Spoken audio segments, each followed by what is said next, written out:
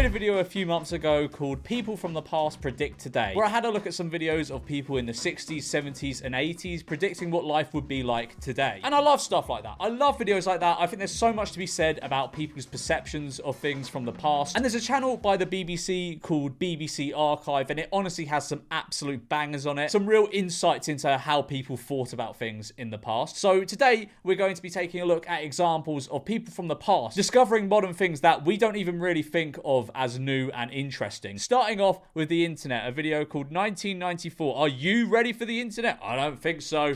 Imagine a world where every word ever written, every picture ever painted, and every film ever shot could be viewed instantly in your home via an information superhighway. It's mad how she's hit the nail on the head with that, because that is basically what the internet is. It is just like everything ever made, more or less, is on the internet. It's really, really amazing when you think about it. Like, even, what year are we in? 2025. Even like 35, 40 years ago, if you wanted a piece of information about something, you'd have to go to the library, find a book, go through the whole book to figure out this piece of information that you're looking for. The internet has just made all of our lives so much easier. A high-capacity digital communications network.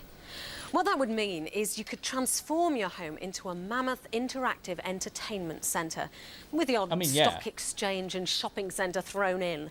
She's actually, weirdly, she's hit the nail on the head with what the internet has become. It has transformed every home into kind of like an entertainment centre. We have games consoles now where we can play with people from all over the world. We have streaming sites with thousands of films and TV shows on. And she's right, like, you do check the stock market on the internet. Sounds pretty grand. But it all comes down to computers communicating. And in fact, that's already happening on something called the internet. Internet? What a intriguing name. I wonder what that is. Anyone in the world with a computer and a modem to connect it to a telephone line can subscribe to. There are over 20 million people connected up. Wow, that's loads of people. The 20 million people that use the internet. Fucking hell. That's like, so my other channel, memeulous, has about 4.5 million subscribers. I mean, like, 20... Back in 1994, almost a quarter of that user base of the entire internet are now subscribed to my channel. That's fucking funny. It's so funny that so few people were using the internet at that time. 20 million. I mean, to be fair, it was very new technology. And one person in particular I know is connected is the American President, Bill Clinton. Wow. And I know that because I used this computer to write to him today, and I've already got a reply from the White House. And here it is, right. Thank you for writing to President Clinton via electronic mail. The President is committed to integrating this dynamic medium into the White House.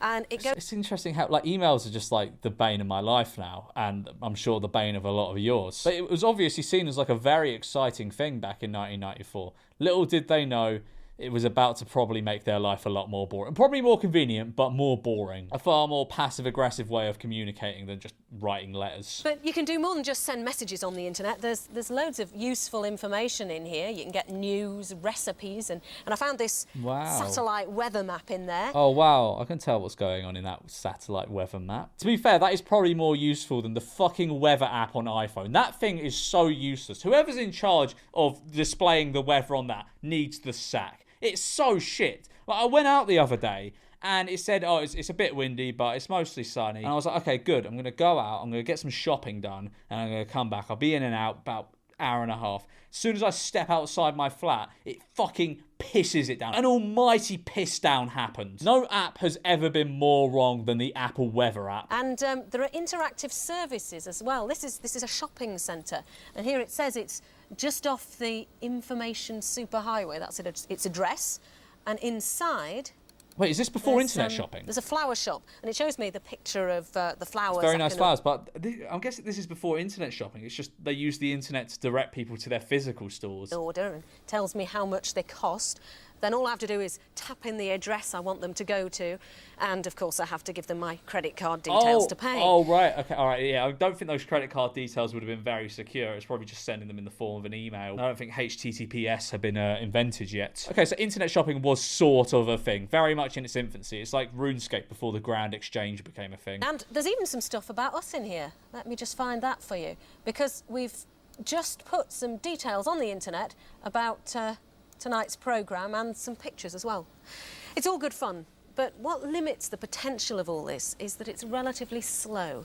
You can't play a video down this. And in fact, most that's very much changed. Had to be in my favour, because it's now my job to upload video to the internet. Class. That's because copper telephone lines are really designed for people to talk down, not for computers.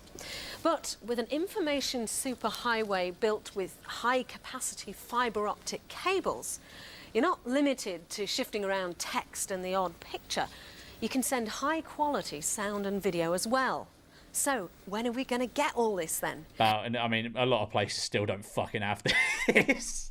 Loads of places still don't have like decent internet. BT, for example, isn't allowed to do cable TV, but they're developing some interesting ideas to get what they can out of their existing copper phone lines, like video on demand.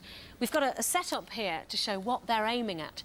The idea is, from the comfort of your armchair, you'll choose whatever video you want, and it'll be played down your phone this line. was a thing that early on. Wow, you could watch fucking Crime Watch on demand. You could watch Top Gear on demand. Wow. In 1994. I thought that was something that came along a lot later, like 10, 15 years later. Now, the other thing is, because it's interactive as well, say I was wondering where he got his suit from, it'd not only tell me that, but I could even buy one here and now via the what? Wait, this was a thing in 1994? Where you could just see what suit the man was wearing? That's not even a thing now.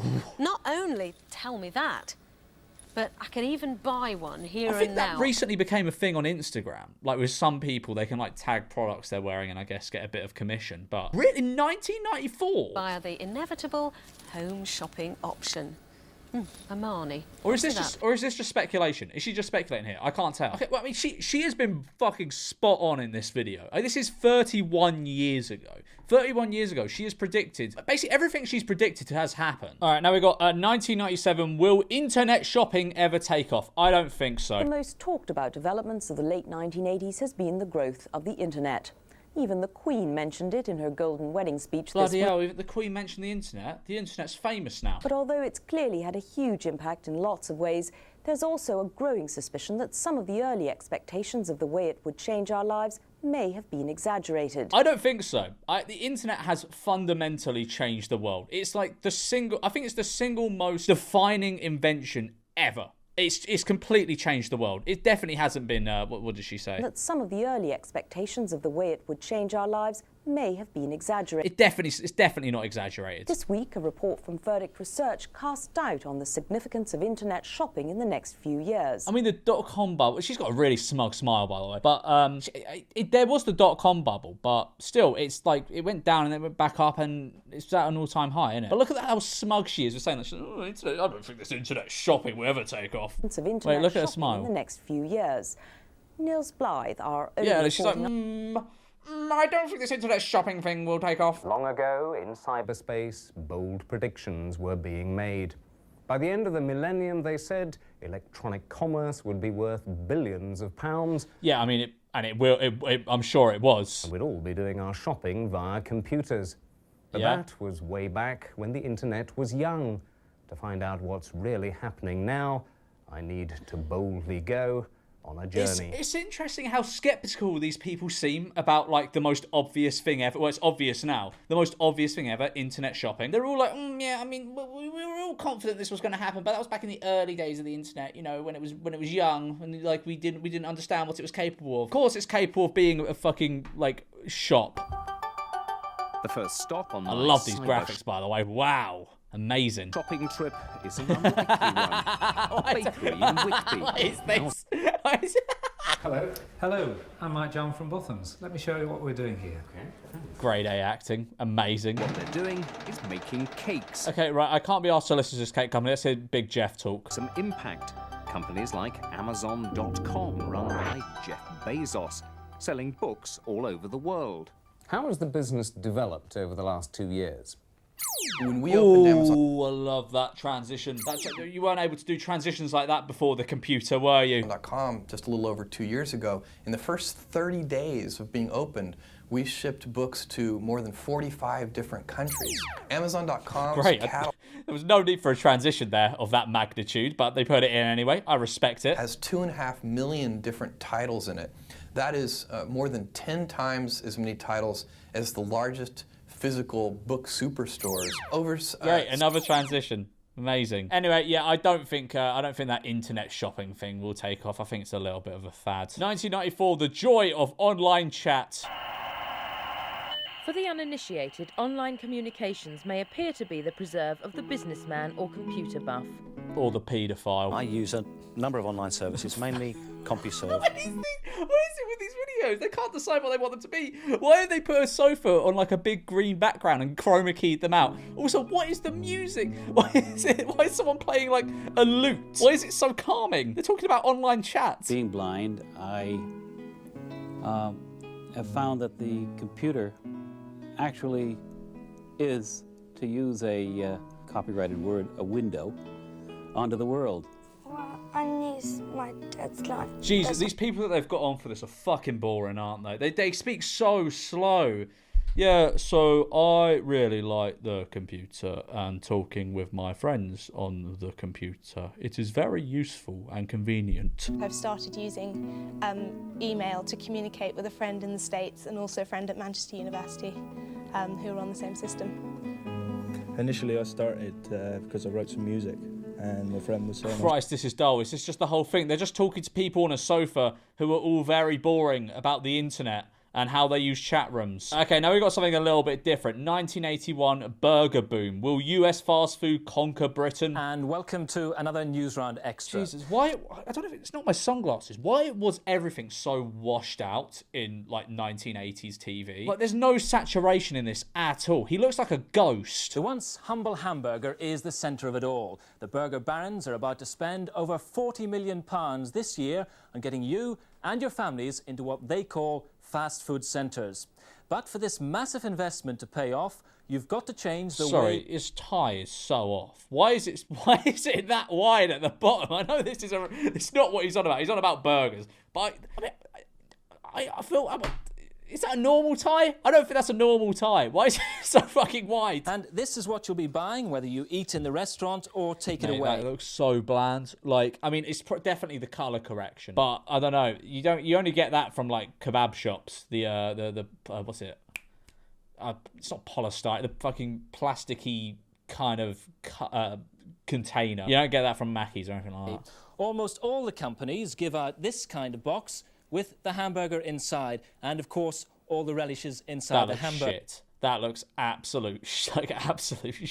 I see where the stereotype of like kind of British food being bad has come from, because I'm sure in the 80s it was dismal. I'm sure all the fast food, all the food in general was probably not very good. The chips, well, they're called French fries, and even they too come in special packets, and it'll all cost... Okay, right, conundrum for you. So, modern house prices, but we have modern food. So the food tastes good, house prices out of most people's reaches. Or 1980s food and 1980s house prices. I'll let you decide, because all the food you're going to be eating will just be grey and shit. This is Oxford Street in London, Britain's top place to go shopping. And amidst all... I can't wait for all the American candy stores and vape shops to crop up here. Wow. This is a peek into the boring past of Oxford Street, you know, when there were shops and stuff. We don't want that. We want our alleged money laundering operations there. All the smart stores, the newest sort of place to eat.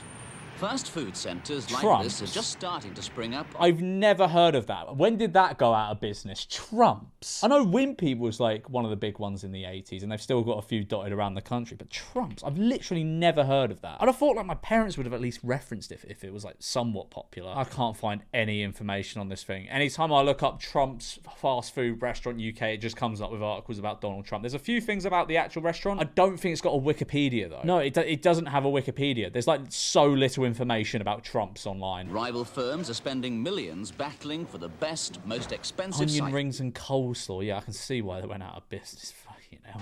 And younger customers there we go, are one of their main targets. You can make or break this revolution. But does fast food live up to its name? I went along to a new style hamburger bar in Hammersmith, London. Yes, can I have a Big Mac, please? Oh, there we go. This one's Mackey's. Chips. Would you like large French fries? Small ones, please, yes. And a milkshake, I think.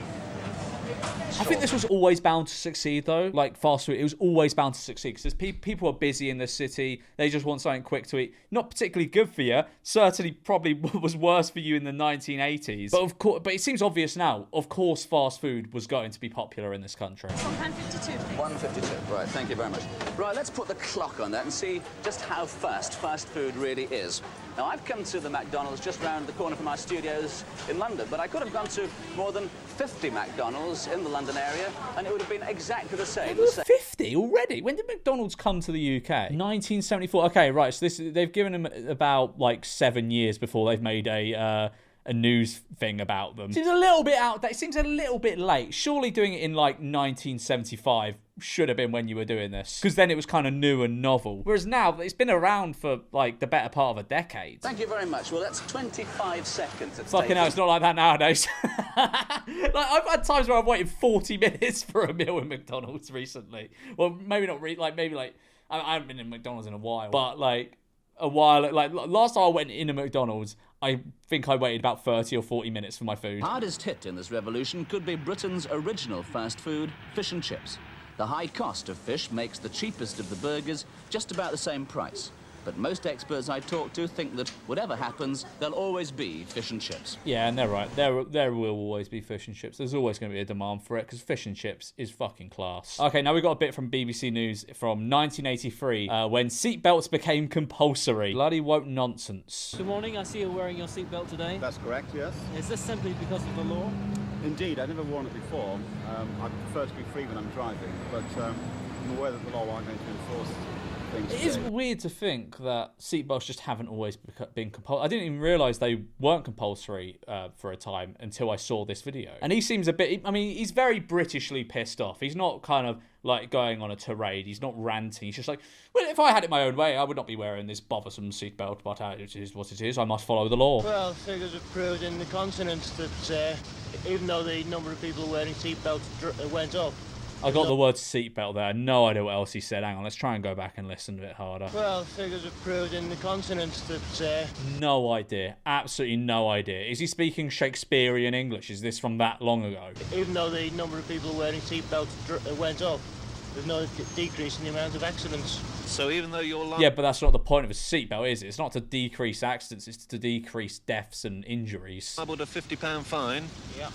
You're not going to wear them? No. Wow. Wow, big man, big hard man. Yeah, no, he's right though. Seatbelts are woke nonsense. It's a government ploy to try and control the people. Seatbelts, seatbelts, schmeatbelts. The police force here on Merseyside are not alone in deciding initially to... Why they got poor John Thorne standing in the rain with no umbrella to talk about seatbelts? Poor John. Okay, here we go. A bit more of a modern one. 2001 cameras on phones? Now, the craze for sending text messages shows no sign of abating. In fact, last month, people in Britain sent over 1 billion of them. But now, a new generation of phones is about to hit the streets, and these handsets can send not only text, but take and send pictures as well, as Rory Catherine Jones now explains. At the school gate on the way home. Children, like those are really young children. I mean, nowadays children all just have phones, I'd assume. But like back in 2001, like most kids when I was at primary school didn't have phones. They'd maybe get a phone in like year 5 or year 6. But like you basically, like any kid that had a phone before then was seen as cool. They were seen as really cool if they had a phone before then. But some of those kids looked about like, I don't know, 7. I would have thought in 2001 phones would basically exclusively be used by older people. I don't know though. I could be wrong. Evidence of the text messaging craze is everywhere. The phone makers never expected it to take off. It was teenagers who decided this was the way to keep in touch. They never thought that text messaging would take off. Are they stupid? Were they stupid? They never expected text messaging to take off. Of course it was going to take off. The industry is desperate for a new gimmick. This could be it. Next year, phones with cameras built in will arrive in the shops.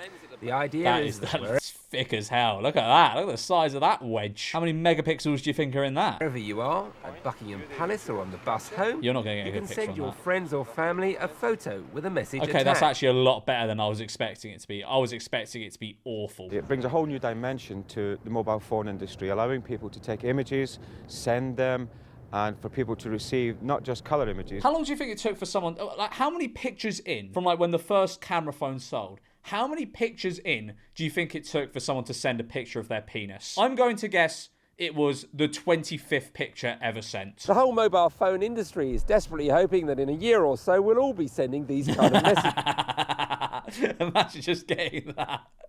Imagine someone sent you that today. Just a very stern-looking image of them. And hello, here I am at the palace. Now we're moving on to something very, very exciting. Very, very exciting indeed. 1974. Bakery has folk queuing around the block. And do you know what bakery this is? It's fucking Greg's. It's Greg's, boy. The old people go to a second shop in Newcastle, owned by a local bakery, where they buy misshapes and unsold goods taken from the firm's 49 other shops. Everyone looks so miserable. Like, cheer up. You could buy a house for $5. I know the food's terrible, but come on. Greg's is about to open. It's about to get a little bit better. Why is everyone so miserable? Firm's 49 other this shops. Looks like footage from the Soviet Union.